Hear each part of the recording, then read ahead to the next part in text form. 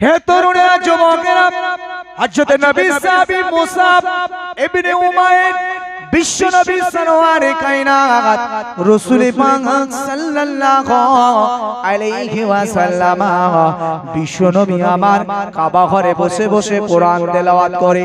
আর এই মুসাব ইবনে উমাইর এই রাসূলুল্লাহর ভাষায়, রাসূলুল্লাহর কণ্ঠে কোরআন শরীফ শোনার জন্য সে পাগল হয়ে যেত। যদিও তখনও তিনি ঈমান আনেননি। এই মুসাব ইবনে উমাইর রাদিয়াল্লাহু তাআলা আনহু বিশ্ব নবী আমার কাবা ঘরে কোরআন তেলাওয়াত করে, আর প্রতিনিয়ত বিশ্ব নবীর ওই কোরআন তেলাওয়াত শুনতে আসে। বিশ্ব নবীর তেলাওয়াত পৃথিবীর শ্রেষ্ঠ তেলাওয়াত হবে, কথা ঠিক না ভুল? শ্রেষ্ঠ তেলাওয়াত হবে। হে তরুণেরা, যুবকেরা, পৃথিবীতে একজন নবী ছিলেন যে নবীর নাম হলো দাউদ নবী। এই দাউদ নবীর এত সুন্দর কণ্ঠ দিয়েছিল আমার আল্লাহ, এত সুন্দর লেহাজা দিয়েছিল আমার আল্লাহ। দাউদ নবী যখন সাগরের ধারে বসে বসে যখন তিনি জব্বর কিতাবটা তেলাওয়াত করতেন, ওই সময় সাগরের মাছ গলে তার কণ্ঠস্বর, তার তেলাওয়াত শুনে সাগরের কিনারায় চলে আসতেন। কিন্তু ভাই আমার, দোস্ত আমার, মনে রাখতে হবে পৃথিবীতে নবী আদম আলাইহিস সালাম থেকে নিয়ে আজ পর্যন্ত যত নবী রাসূল এসেছেন, সমস্ত নবী রাসূলদের মুজিজা ছিল। কোন নবীর 10টা, কোন নবীর 20টা, কোন নবীর 100, কোন নবীর 500 মুজিজা ছিল। কিন্তু মনে রাখতে হবে যত নবী রাসূল পৃথিবীতে এসেছেন, সব নবী রাসূলকে আমার আল্লাহ যে মুজিজা দান করেছিলেন, আর সব নবীর মুজিজা একত্রিত করে তার মধ্যে আমার আপনার নবীর মুজিজা দান করেছিলেন। যে মুজিজা ছিল নবী আদম আলাইহিস সালামের উপর, যে মুজিজা ছিল নবী ইব্রাহিম আলাইহিস সালামের উপর, যে মুজিজা ছিল নবী ইসমাঈল আলাইহিস সালামের উপর, যে মুজিজা ছিল হযরত দাউদ নবীর উপর, ভাই আমার, এমনি করে ঈসা নবী পর্যন্ত যত পয়গম্বর, যত নবী রাসূল এসেছেন, সমস্ত নবী রাসূলের মুজিজাকে একত্রিত করে আমার আপনার নবী দয়ার নবীকে দান করেছিলেন। দাউদ নবীর মুজিজা ছিল তার এত সুন্দর কণ্ঠস্বর, যে কণ্ঠস্বরের কণ্ঠের আওয়াজ লেহাজায় সাগরের মাছগুলো জব্বর শুনতে দাঁড়াত কিনারায় চলে আসতো। ভাই আমার, দোস্ত আমার, এটা দাউদ নবীর একটা মুজিজা ছিল। এই দাউদ নবীর মুজিজাটাও তো বিশ্ব নবীর উপরে ছিল। খালি তাই নয়, বিশ্ব নবীকে আমার আল্লাহ পাক, আল্লাহ তাআলা সমস্ত নবীদের থেকে শ্রেষ্ঠ কণ্ঠস্বর, শ্রেষ্ঠ লেহাজা, সমস্ত নবী রাসূলদের থেকে উৎকৃষ্ট আমার আপনার নবীর লেহাজা আমার আপনার সর্বমুজিজার মর্যাদা দান করেছিলেন। ভাই আমার, দোস্ত আমার, ভুল বোঝার চেষ্টা করবেন না, আমি আপনাকে সঠিক জায়গায় আবার বোঝাবো। যদিও আপনার প্রয়োজন মনে হয়, তাই আমি একটু এই জায়গায় একটু লম্বা আলোচনা করছি। ভাই আমার, দোস্ত আমার, বিশ্বনবী সরওয়ারে কায়নাত রাসূল পাক সাল্লাল্লাহু আলাইহি ওয়াসাল্লামের স্ত্রী হযরত আম্মা জান আয়েশা হুজুর বর্ণনা করে, হে দুনিয়ার মানুষ শুনে রাখো, মুসা নবী আপনার ইউসুফ নবীর মুজিজা ছিল। আল্লাহ তাকে এত সুন্দর বানিয়েছিল, এত সুন্দর তার রূপ চেহারা দিয়েছিল। ও দুনিয়ার মানুষ শোনো, এই ইউসুফ নবীকে তৎসময়ের মিশরের নারীরা ইউসুফ নবীকে দেখে ফিদা হয়ে গিয়েছিল। আপনাদের জানা ওই লম্বা চওড়া ইতিহাস আমি বলছি না, জাস্ট খালি জুসটুকু আমি তুলে ধরেছি। ইউসুফ নবী এবং হযরত মা জুলাইখা দুজনের লম্বা চওড়া একটা ইতিহাস রয়েছে। জুলাইখা ইউসুফ নবীর প্রেমে আসক্ত হলো। ইউসুফ নবী যদিও তিনি একজন পয়গম্বর, অবৈধ কাজ তার জন্য কখনোই আল্লাহ বরাদ্দ করতে পারে না, কারণ নবীরা তো আল্লাহর সিলেকশন। ভাই আমার, দোস্ত আমার, হযরত নবী ইউসুফ আলাইহিস সালাম তিনি যখন হযরত জুলাইখা ঘরে ডেকেছিলেন, জাস্ট আমি কেটে কেটে খালি মেন জুসটাকে তোলার জন্য যতটুকু প্রয়োজন ইউসুফ নবীকে ডাকা হলো। ইউসুফ নবী আসার পরে যখন বুঝতে পারলেন হযরত আম্মা জান জুলাইখা তার মনের চিন্তা ভাবনা ঠিক নয়, অবৈধ চিন্তা, এমন সময় হযরত জুলাইখার ঘর থেকে ইউসুফ নবী পালাতে লাগলেন। আমার দোস্ত আমার, একের পর এক দরজাগুলো আল্লাহর অশেষ কুদরতি ক্ষমতায় একের পর এক দরজা খুলে গেল। আর ইউসুফ নবী দৌড়ে দৌড়ে আসছেন। এমন সময় জুলাইখা তার প্রেমে আসক্ত হয়ে হযরত ইউসুফ নবীর পিছন থেকে জামাটা টেনে ধরেছে, জামাটা ছিঁড়ে গেল। এটা যখন মানুষ জানাজানি হলো, ওই সময় জুলাইখা যদিও ইউসুফ নবীর উপরে দোষ চাপাতে চাইলেন। ইউসুফ নবী যদিও ওই বাড়ির গোলাম, ওই বাড়ির গোলাম, ইউসুফ নবী ওই রানী জুলাইখাকে কিছু বললেন না। অবশেষে সাজা হিসাবে তাকে জেল বন্দী হতে হলো। এই জেল বন্দী হবার পরে বাদশা ওই সময় একটা স্বপ্ন দেখেছিল। এই স্বপ্নের তাবির, এই তাবির বলনেওয়ালা মানুষ খুঁজছিল। ওই সময় ইউসুফ নবী যে জেলে বন্দী ছিল, ওই জেলের আর একজন কয়েদি, সে বললেন বাদশা এই স্বপ্নের তাবির বলনেওয়ালা মানুষ একজনই আছে, তিনি অন্য কেউ নয়, তিনি হলেন ওই ইউসুফ। ওই সময় বাদশা ইউসুফ নবীকে এমনি করে মুক্তি প্রদান করে তাকে ঘরে নিয়ে আসলেন। স্বপ্নের তাবির হলো। ভাই আমার দোস্ত আমার, যখন সারা মিশরের অলিতে গলিতে এবার জুলাইখার বদনাম হতে শুরু হলো, ওই সময় জুলাইখা তার স্বামী বাদশাকে ডেকে বলল, হে আমার স্বামী বাদশাহ, আমি আপনার কাছে একটু অনুরোধ করব, আমার জন্য একটা মঞ্চ বানান আর একটা আপনি খাওয়া দাওয়ার ব্যবস্থা করুন। আমি মিশরের দামি দামি নারীদেরকে আমি দাওয়াত করে খাবো। আসলে জুলাইখা তিনিও ভালো জ্ঞানী মানুষ। জুলাইখা তিনি বলছেন যে আমি একটু চাই আপনি মিশরের নারীদেরকে একটু দাওয়াত করুন, আমি একটা দিন খাওয়াতে চাই, আর একটা পরীক্ষার আমি ফলাফল আপনাকে দেখাতে চাই। হে তরুণেরা, যুবকেরা, বাদশা জুলাইখার কথা মতো ওই সময় জুলাইখার জন্য একটা খাওয়া দাওয়ার ব্যবস্থা করা হলো, মঞ্চ বানানো হলো। ভাই আমার দোস্ত আবার, যখন মিশরের নারীরা খেতে বসবে, ওই সময় তাদের সকলের প্লেটে একটা করে ফল আর একটা করে চাকু দেওয়া হলো। মিশরের নারীদেরকে বললেন, রানী, হে মিশরের নারীরা, খবরদার খবরদার, তোমরা ততক্ষণ কাটবে না যতক্ষণ আমি তোমাদেরকে অনুমতি না দেব। ওই সময় ইউসুফ নবীকে বললেন, হে ইউসুফ শোনো, তুমি আমার পিছে পিছে যাবে, তবে কোথাও দাঁড়াবে না। আমি তোমাকে প্যান্ডেলের এই মাথা থেকে ঢোকাবো, দেখাতে দেখাতে তোমাকে বার করে দেব, তুমি মোটেও প্যান্ডেলে দাঁড়াবে না। যদি ইউসুফ নবী তিনি একজন পয়গম্বর, নারীদের প্রতি তার কোনো ইন্টারেস্ট নেই, তার কোনো মজা নেই। ভাই আমার দোস্ত আমার, জুলাইখা এবারে ইউসুফ নবীকে নিয়ে ঢুকলেন। ঢোকার পরে যখন সবাই ইউসুফ নবীর দিকে তাকালেন, সবাই ইউসুফ নবীকে দেখে আকৃষ্ট হলো। এ মানুষ না ফারিস্তা, মানুষ না অন্য কিছু। ইউসুফ নবীর এত সুন্দর নুরানি চেহারা দিয়েছিল আমার আল্লাহ। ইউসুফ নবীকে দেখে সবাই ফিদা হতে লাগলো, ইউসুফ নবীকে দেখে সবাই অবাক হতে লাগলো। এমন সময় জুলাইখা বলছে, হে মিশরের নারী, হে আমার মেহমানেরা, আর দেরি নাই, তোমরা এবার তোমাদের প্লেটে দেওয়া ফলগুলো তোমরা কাটতে শুরু করো। ভাই আমার দোস্ত আবার, ওই সময় সমস্ত মিশরের নারীরা এবার ফল কাটতে শুরু হলো। ভাই আমার দোস্ত আবার, ফল কাটতে কাটতে দেখা গেল ইউসুফ নবীকে বার করে ফেলা হলো। এবার জুলাইখা আবার ঘুরে তিনি ফিরে আসছেন, এই প্যান্ডেলের দিকে ঢুকছেন যেখানে নারীরা খেতে বসেছিল। জুলাইখা ঢোকার পরে পরেই দেখলেন সমস্ত নারীদের যে থালা, যে বর্তন ছিল, এই থালার উপরে রক্ত ঝরে ঝরে পড়েছে। এমন সময় জুলাইখা বললেন, হে মিশরের নারীরা, তোমাদের প্লেটে কেন আমি রক্ত দেখতে পাই? এমন সময় মিশরের নারীরা এবার সবাই হাতের দিকে তাকালেন, কেউ দেখলেন কারোর একটা আঙুল কাটা, কারোর দুটো আঙুল কাটা, কারোর তিনটে আঙুল কাটা, চারটে আঙুল কাটা। এমন সময় জুলাইখা বলতে লাগলো, হে মিশরের নারীরা, আমি তো তোমাদেরকে ছুরি দিয়েছিলাম ফল কাটার জন্য, তোমরা কেন তোমাদের হাতের আঙুলগুলো কেটেছ?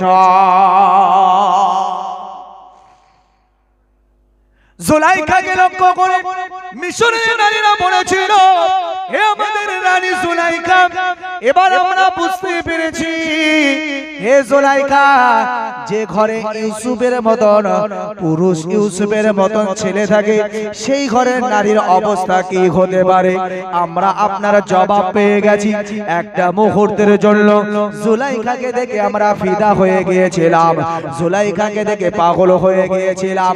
আমরা জুলাইখা, আমরা ইউসুফ নবীর চেহারা দেখে আমরা আমাদের হাতের আঙুলগুলো কেটে ফেলেছি, আমাদের শরীরে কোনো হোশ ছিল না। কেন? ইউসুফ নবীর সৌন্দর্যের কারণে।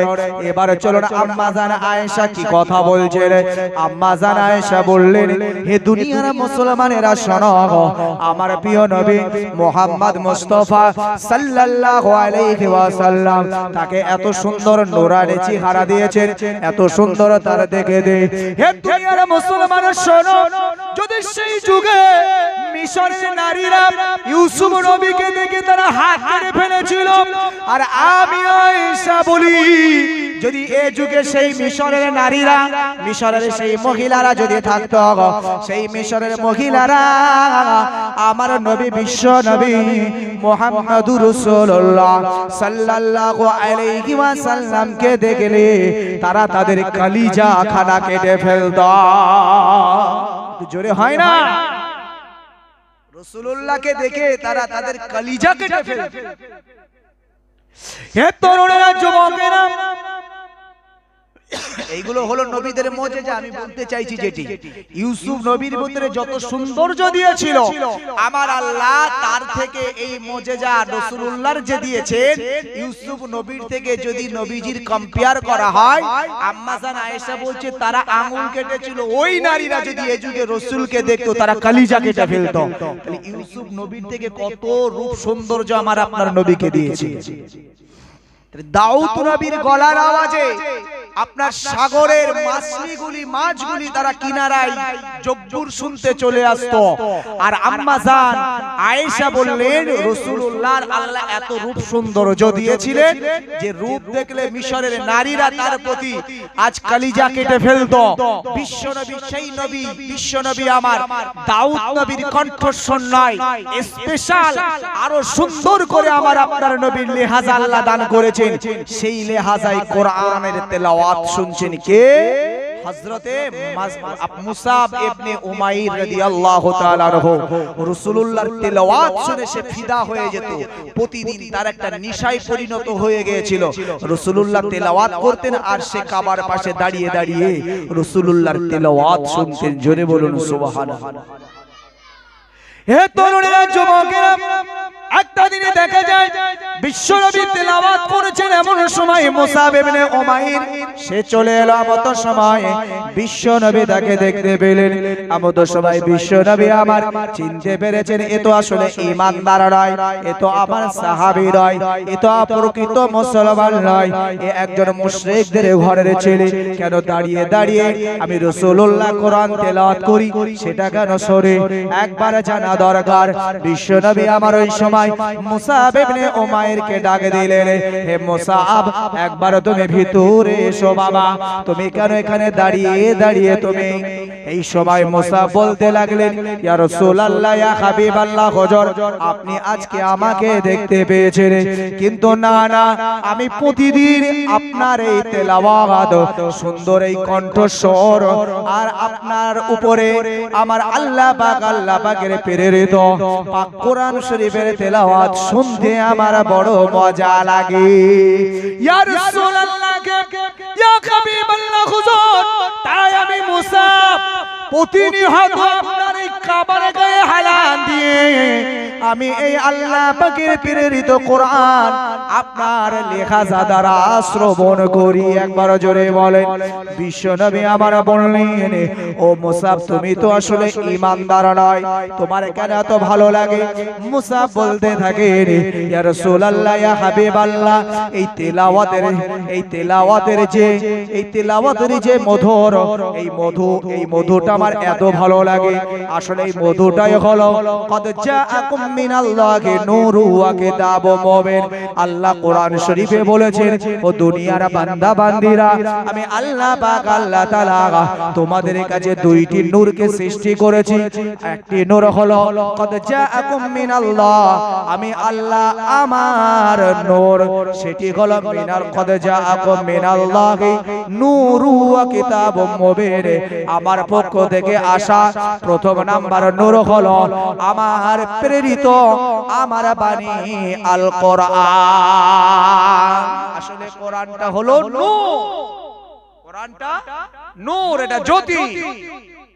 হে তরুণের যুবকেরা, কোরআনের যে নূর আপনাদের জানা, বিশ্বনবীর একজন সাহাবী হযরত ওমর ফারুক রাদিয়াল্লাহু তাআলা আনহুর কথা। এই ওমর ফারুক বিশ্বনবীকে মারবার জন্য তিনি উলঙ্গ তরবারি নিয়ে দৌড়াচ্ছেন, কিন্তু এই উলঙ্গ তরবারি দৌড়াতে দৌড়াতে রাস্তার প্রতিমধ্যে ওমরকে ডেকে বলা হলো, ওমর কোথায় যাও ভাই, একবার বলো। না না না, আমি রাসূলুল্লাহকে গর্দান নেবার জন্য এই উলঙ্গ তরবারি নিয়ে ছুটছি।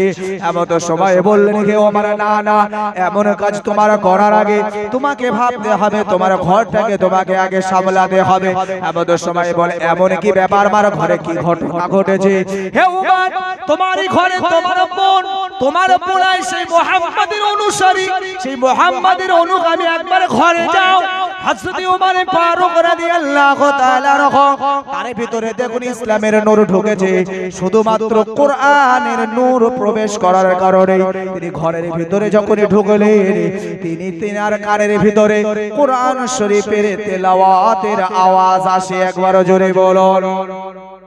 কোরআন শরীফ তেলাওয়াত করছেন তার বোন বোনাই, কোরআন শরীফের তেলাওয়াত শুনে, যদিও ওমর ফারুক খুব রাগী মানুষ ছিল, রাগান্বিত অবস্থায় মেরেছেন, পরেই দেখুন সেই নূরের রিয়াকশন।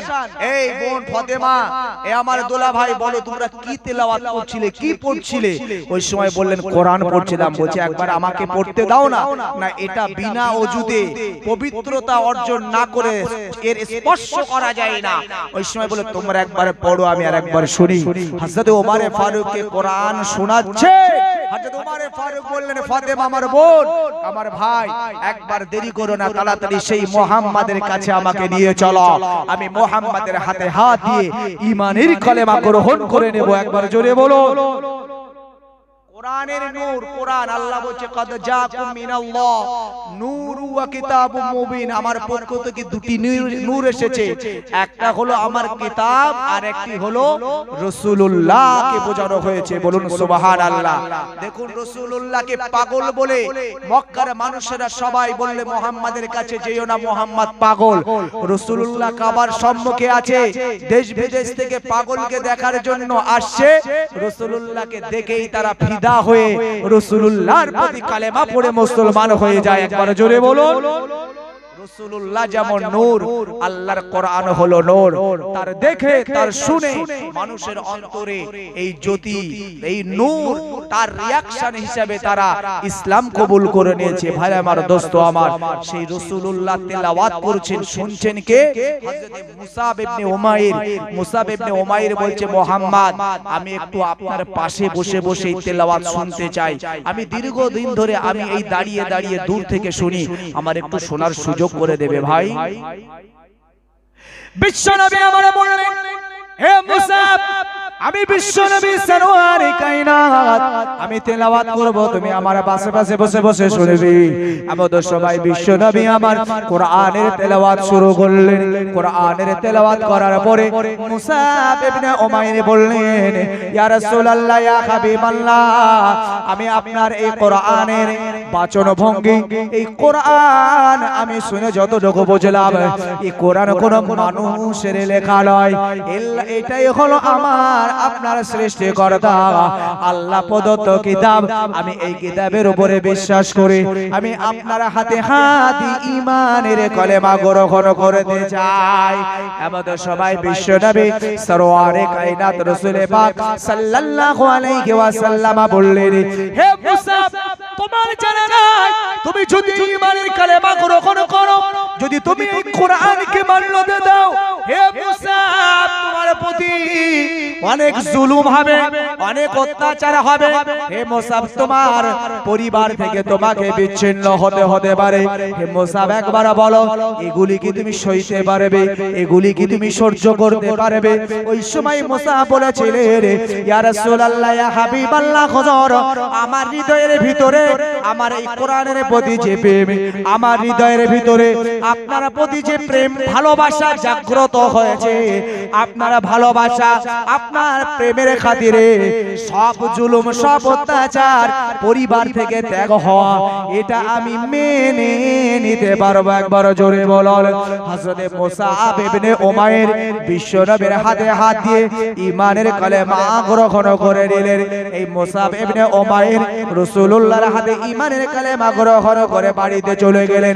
ঈমানের যে জজবা, ঈমানি যে শক্তি, মুসআব ইবনে উমাইর ঘরে যাবার পরে ডাক দেয়, মা জননী একবার আমার কাছে ছুটে এসো, বাপ একবার আমার কাছে ছুটে এসো। ভাই বোনকে ডেকে ডাকলেন, হে আমার পিতা, হে আমার মা, হে আমার বোন, হে আমার ভাই, আমি মুসা আজ বিশ্ব নবী মুহাম্মদুর রাসূলুল্লাহকে সাল্লাল্লাহু আলাইহি ওয়াসাল্লামের উপর ঈমানের কালেমা গ্রহণ করে নিয়েছি। পরিবার বেঈমান মুশরিক যখন মুসাবে কথা বলেছে, তারা কি কোলে তুলে আদর করবে?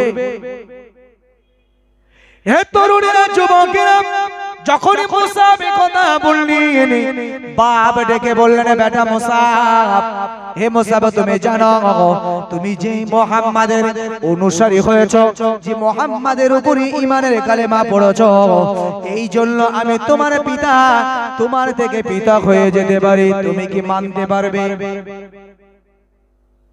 মা ডেকে বললেন, হে মুসাব, যদি সত্যি তুমি সেই মুহাম্মাদের অনুসারী থেকে যাও, আমি মাও কিন্তু তোমার থেকে আলাদা হয়ে যাব।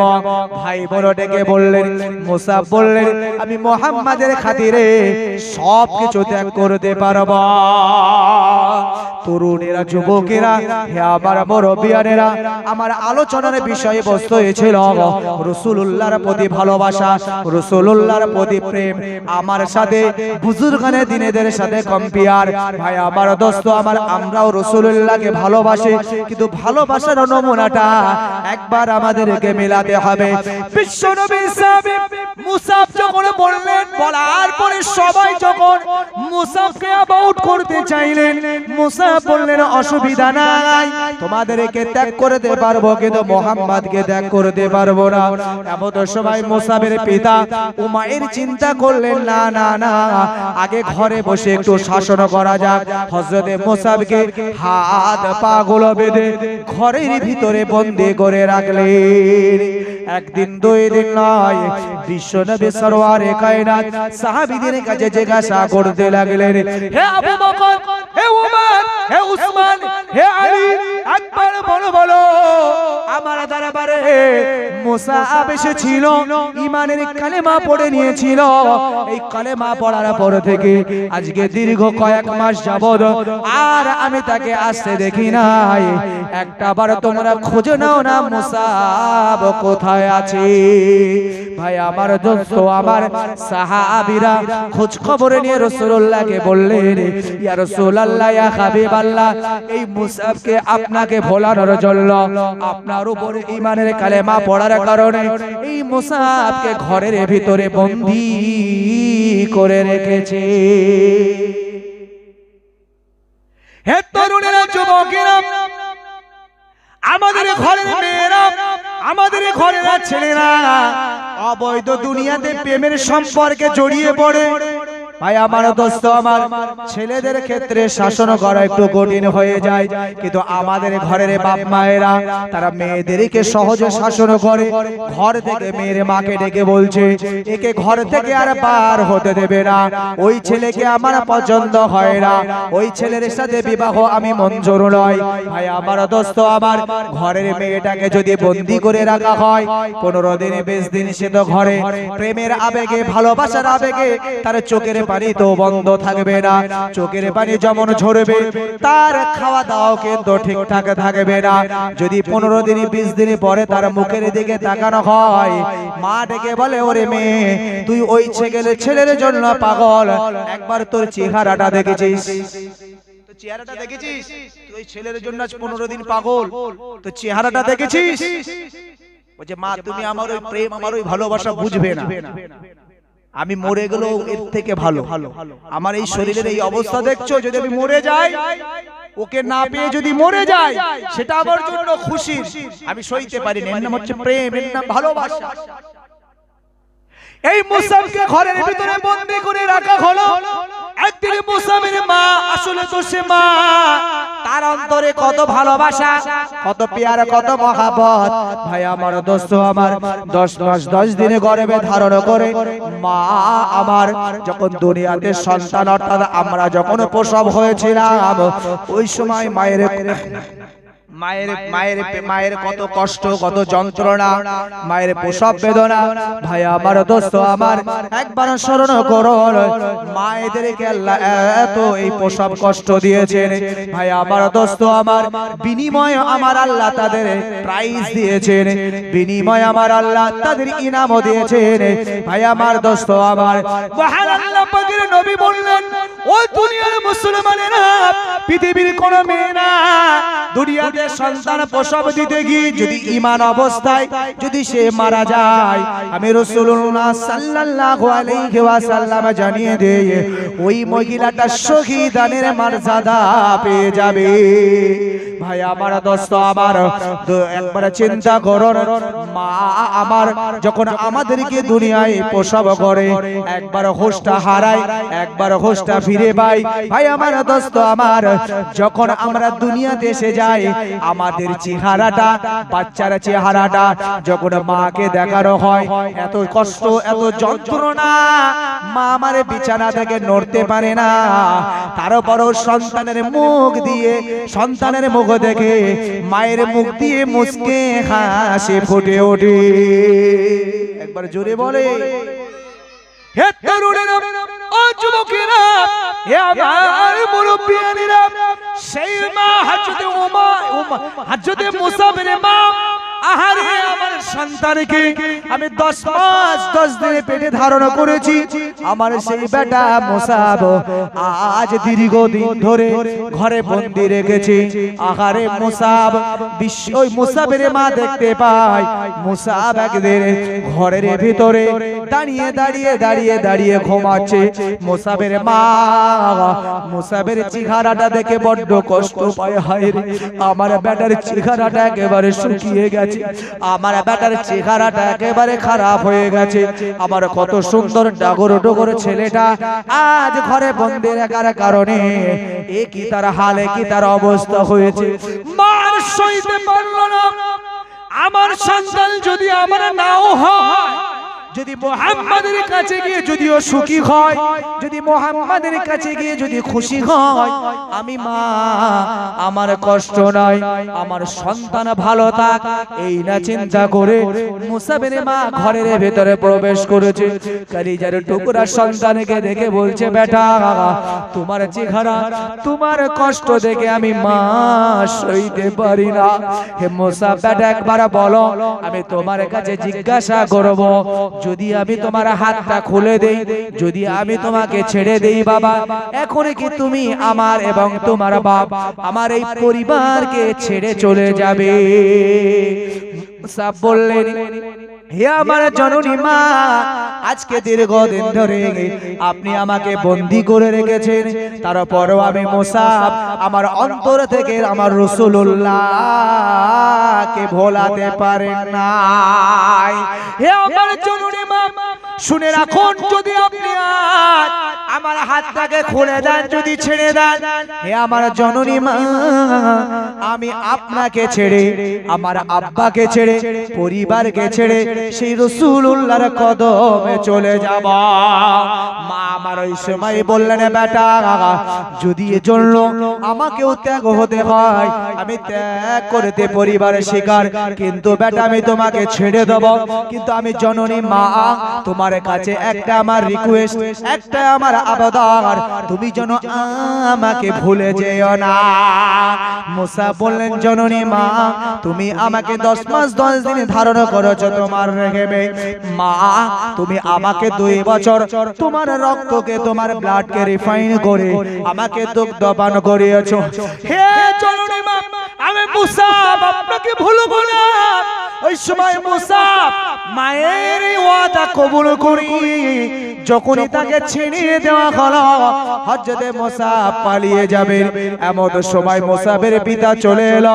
মুসাবের পিতা এই অবস্থা দেখে এমনি করে মুসাবকে ডেকে বললে, বেটা মুসাব, আমি ওমায়ের একজন মক্কার ধনী মানুষ, আমি একজন ব্যবসায়ী মানুষ।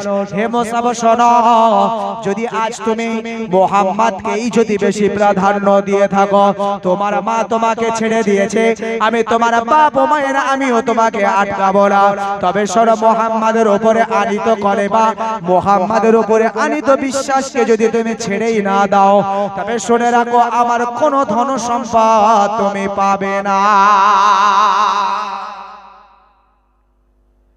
হযরত মুসা বাপের দিকে তাকিয়ে বললেন, হে আমার পিতা শুনুন, যে রাসূলুল্লাহর ভালোবাসা, যে রাসূলুল্লাহর প্যারকে আমার অন্তরে বেশি প্রাধান্য দিয়েছি, আমি সেই রাসূলুল্লাহর প্যার, সেই রাসূলুল্লাহর ভালোবাসা নিয়েই বাকি জীবনটাকে কাটিয়ে দেব। আপনার অর্থের উপরে আমার কোনো হক নাই, আপনার অর্থের উপরে আমার কোনো দাবি রইল না। ভাই আমার, দোস্ত আমার, মুসা রাসূলুল্লাহর দরবারে ছুটে ছুটে চলে এলেন। হযরত বিশ্বনবী আমার মুসাবকে দেখে অবাক হয়ে গেল।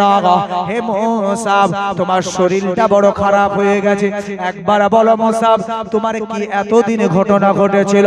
মুসাব সব কথা খুলে খুলে রাসূলুল্লাহর দরবারে বললেন। বিশ্বনবী আমার বলেন, ও আমার সাহাবীরা, এর নাম হলো আমি রাসূলুল্লাহ আমার ভালোবাসা।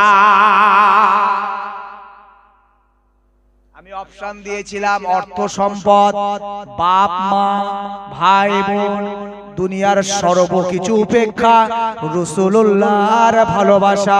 কোরআন আমাদেরকে এটাই জানিয়েছে, বিশ্বনবী বলেছে সর্বোপেক্ষা আমি রাসূলুল্লাহ, আমাকে ভালো না বাসতে পারলে প্রকৃত মুমিন হওয়া যায় না।